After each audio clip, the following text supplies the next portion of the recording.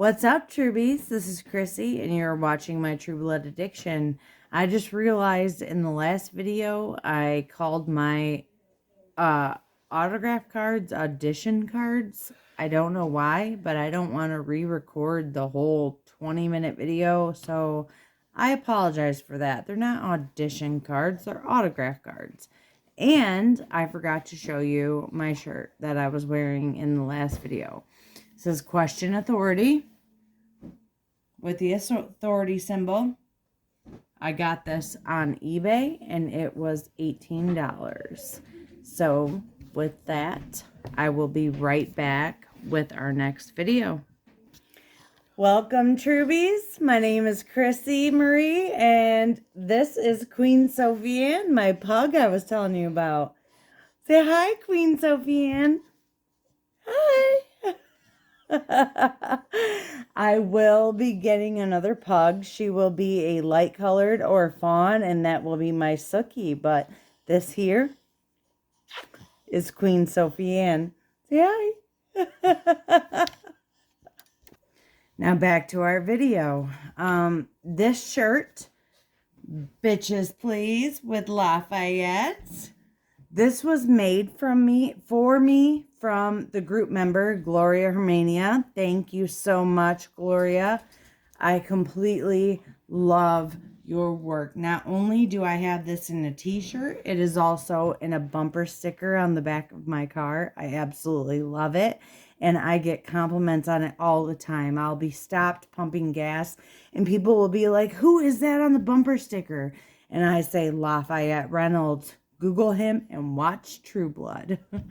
All right, now to start this video. I know a lot of you have read the books. I'm going to start off with the book collection for those of you who have not read the books. And these are going in order. After the books that Charlene wrote, all 13 in the Sookie Stackhouse novels, I'm going to go into the extra books that were written plus the comic books. So here we go. The first one in the Sookie Stackhouse novels by Charlene Harris, Dead Until Dark. Now these are the covers that I got. I got the paperback, the originals. I would like to own them with the True Blood, Anna Paquin, Stephen Moyer, Alexander Skarsgård, cover on them, but for now, these are the ones that I owned and read originally before the show was even made. So first, Dead Until Dark. The second one, Living Dead in Dallas. And this one was the second book in the series. I was trying to see if there was a year written quickly on it, but there is not. The third one, Club Dead. The fourth one, Dead to the World.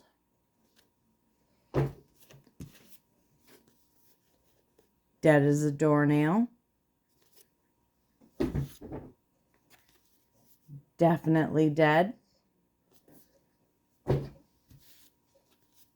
Altogether Dead. From Dead to Worse. Dead and Gone.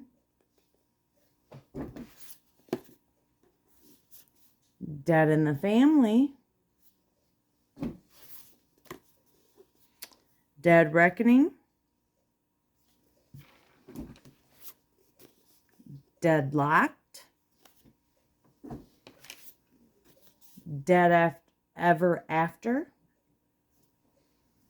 And finally, After Dead. A lot of you guys in the group I have seen have not heard of After Dead. This book gives you kind of closure on the characters. It tells you what happened to Jane Bodehouse, all those other characters of Bonton that we grew to know and love. This book right here, After Dead, gives you a closure to those characters. Okay, next I'm going to go into the comic books. We're going to start with number 1. It's called Volume 1 all together now. I have not finished reading the comics. I'm on comic number 3, so I'm not going to put a lot of input into that just yet. But all that I can tell you is that these comic books give you a look into the things that the show and the books both did not give you clues into. So if you do not own the comic books, I highly suggest you get them, because there is a lot of gems in these. Gems that you will not get from reading the extra books or watching the show. So number 1 all together now. Number 2 is called Tainted Love. Number 3 is called The French Quarter. Now these are hardcover comic books, all the ones that I have. I'm just going to open to a random page. This is the layout of them. So they are laid out like a comic book, but they give you a lot of intel into the story that we're not given otherwise. Number 4 is called Where Were You?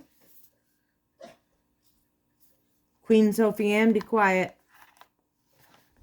Once again, it's just like a regular comic book. It does have photos in there. That's, like I said, number 4, Where Were You? Number 5, Steak for Me. I have not gotten this far, so I can't tell you what's going on in these books.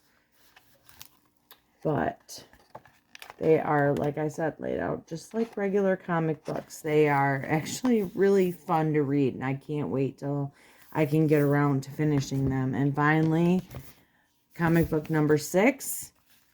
Here we go again.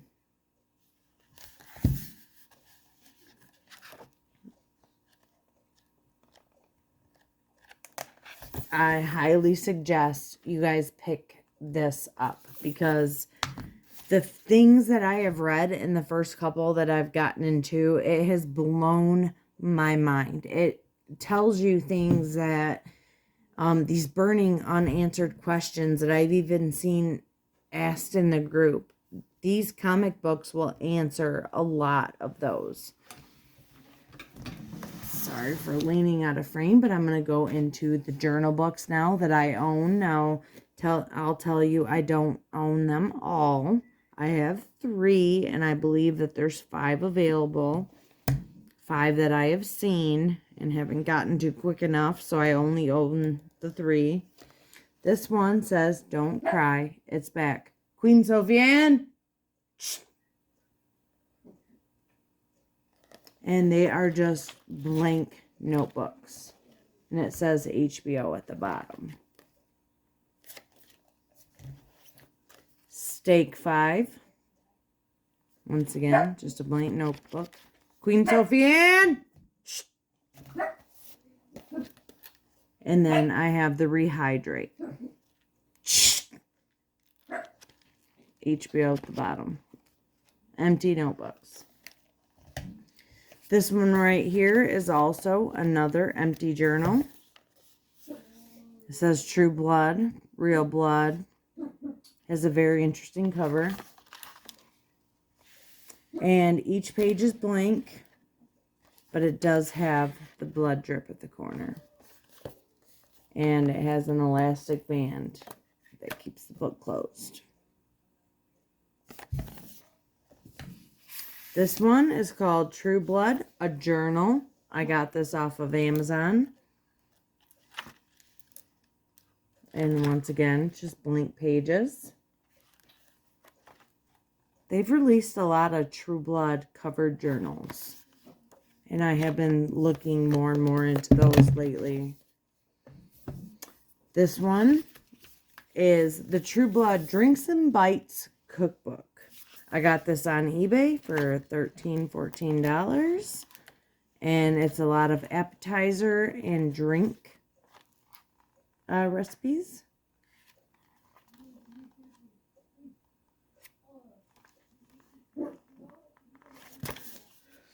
Okay, this one right here is called True Blood and Philosophy. We want to think bad things with you. Now, this one was written, sorry, there's a sticker on it. It's edited by George Dunn. And I believe this one, I haven't had a chance to read it yet, but I believe it goes into like the philosophies in True Blood. Vampires, werewolves, shapeshifters, fairies, telepath. True Blood has it all. In a world where supernatural creatures coexist with human beings, Sookie Stackhouse and Bill Compton wrestle with powerful desires while facing complex issues concerning sex, romance, bigotry, violence, death, and immortality. Now, True Blood and Philosophy calls on the minds of some of history's great thinkers to perform some philosophical bloodletting on this thought-provoking series. From the metaphysics of mind reading to Marianne Foster's cult of Dionysus, from vampire politics to the nature of personal identity, and from contemporary feminism to the rights of non-human species, True Blood and Philosophy mines the thinking of philosophers such as Plato, Aristotle, Thomas Aquinas, and John Locke. So this is a find no shortage of juicy metaphysical morsels to sink your teeth into. Ugh, that was a tongue twister. I haven't gotten into this one yet, but this is on my shelf on my to-do list, and I cannot wait to read this. See what they say. The next one is edited by Leah Wilson. This is called A Taste of True Blood, The Fang Banger's Guide. It's completely unauthorized. I have not read this one either. I know a couple of our group members who have, so maybe they can comment below and let you know kind of more so what this is about. True Blood, Alan Ball's television adaptation of Charlaine Harris's best-selling Southern Vampire Mysteries, has successfully glamored millions of viewers and brought vampire lovers everywhere out of the coffin. With smart and quirky pieces on a range of tasty topics, A Taste of True Blood, The Fangbanger's Guide, gives you something to savor between episode and whet your appetite for more. So, this I have in the paperback, and I got this on eBay for about $10. Now this one is True Blood, Investigating Vampires and Southern Gothic, edited by Bridget Cherry. Yet another one I have not been able to really get into. I've gotten about 20 pages in. I'm working on this one right now. Vampires have never been as popular as cool as they are today, as seen in HBO's True Blood, and they have never been more edgy, gory, or sexy. Arriving on screen in 2008, Alan Ball's adaptation of the Southern Vampire Mysteries by Charlaine Harris has exploited the creative freedoms of the HBO brand and captured a cult audience with its passionate, blood-drenched visuals and stories. From virtual episodes depicting vampires announcing themselves on TV to the steamy title sequence and the show's uninhibited I can't say that word. Oh my goodness, you guys. Uninhibited use of language, sex, and gore. True Blood has quickly gained status as cult TV with a bite. I'm sorry I stumbled on that word. I can't say that word. It is a tongue twister for me. But this is another one of the books that are based on the True Blood series. Not written by Charlaine Harris or edited by Alan Ball, but one definitely worth taking a look into. The next one is The Complete Sookie Stackhouse Stories by Charlaine Harris. This is the one that I took to the Comic-Con and I had autographed by Charlaine Harris herself. So when I went to Comic-Con, this and the bottle of True Blood that I have, she signed for me. It's a hardcover copy of The Complete Sookie Stackhouse Stories, and these are stories that are not available in the 13-book sequence. Another one that I have. I know that's the complete stories, but I like to own anything and everything that Sookie is mentioned in. This one right here is called Many Bloody Returns. And this one includes a story about Sookie going to Dracula's birthday party. And that is a story I absolutely love. So if you guys have not seen this or don't own it, I highly recommend it. A Touch of Dead by Charlaine Harris. This one is the kind of book you look forward to reading before you go to bed, thinking you're only going to read one chapter and then you end up reading 7. Charlaine Harris has vividly imagined telepathic barmaid Sookie Stackhouse in her small-town Louisiana milieu, where humans, vampires, shapeshifters, and other sentient creatures live. Her mashup of genres is delightful, taking elements from mysteries, horror stories, and romances. So this one is another one of her short story books that includes Sookie Stackhouse, and I absolutely love reading anything that has to do with Sookie. As all of y'all know, I am 100% Team Sookie. This one is called Dead But Not Forgotten. This is stories from the world of Sookie Stackhouse. So another one I highly recommend. I am halfway through this one, and I am very, very happy with this one.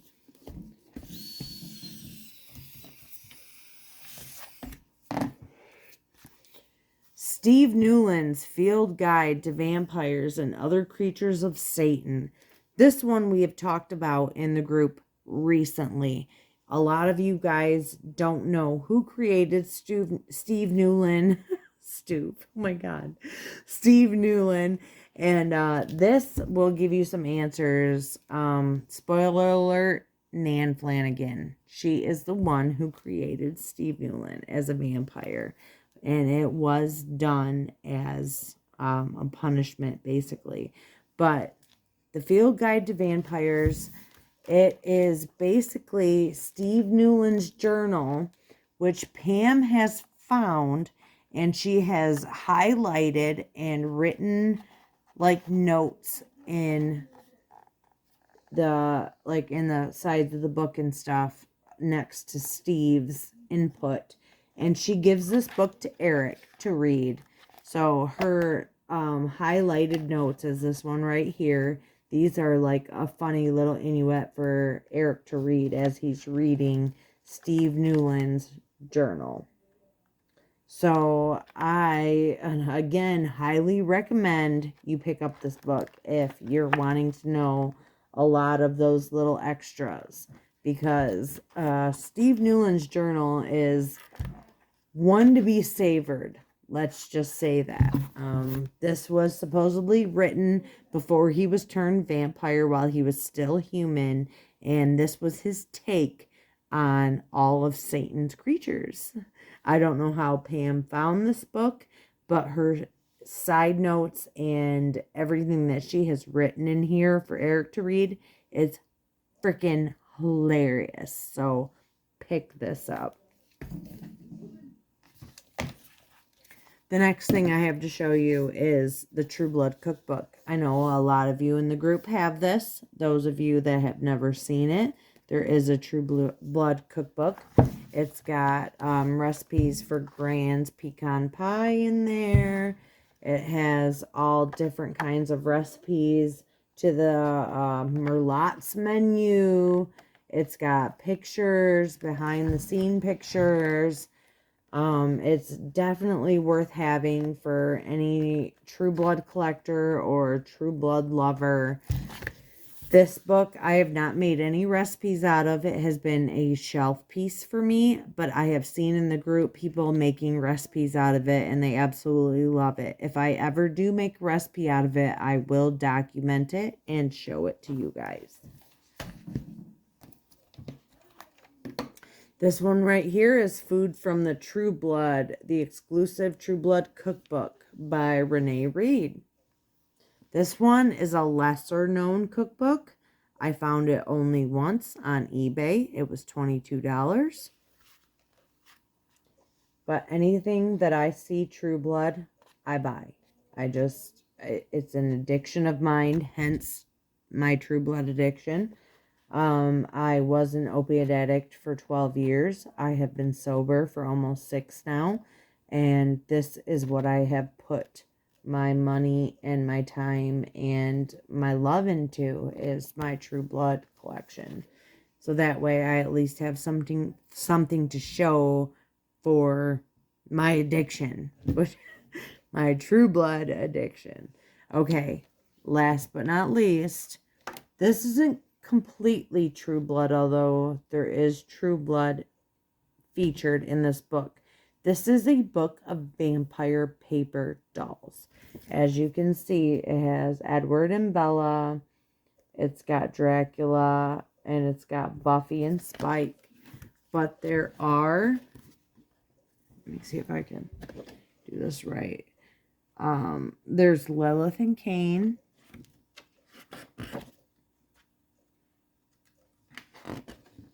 There's the Blood Countess and Vlad Dracula.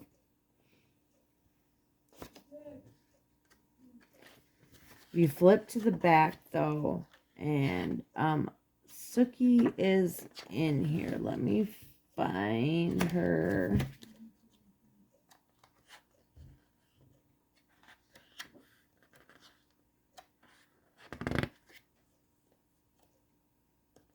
Oh my goodness, you guys are going to make a liar out of me. She's in here, that's why I have it. But I cannot find it at... Okay, well, there she is. There we go. Bill Compton and Sookie Stackhouse right along with Bella and Edward. But this book is a cutout paper doll book. Of course, I am not going to cut it out. And I know for a lot of you here, Buffy and Spike and Angel are a big fan favorite too. So we'll go ahead and add their page in as well. Lestat and Dracula. I mean, just any vampire or anything like that you can think of in the media is in this vampire paper dolls book. So when I seen that Sookie was featured, and also Bella and Edward, because I am a Twilight fan as well, I know, stake me through the heart. I love them. Also, Damon and Stefan and Elena. I love Vampire Diaries, everything vampire. But when I seen that this featured Sookie and Bill, I had to get it, and it is a permanent place on my shelf now.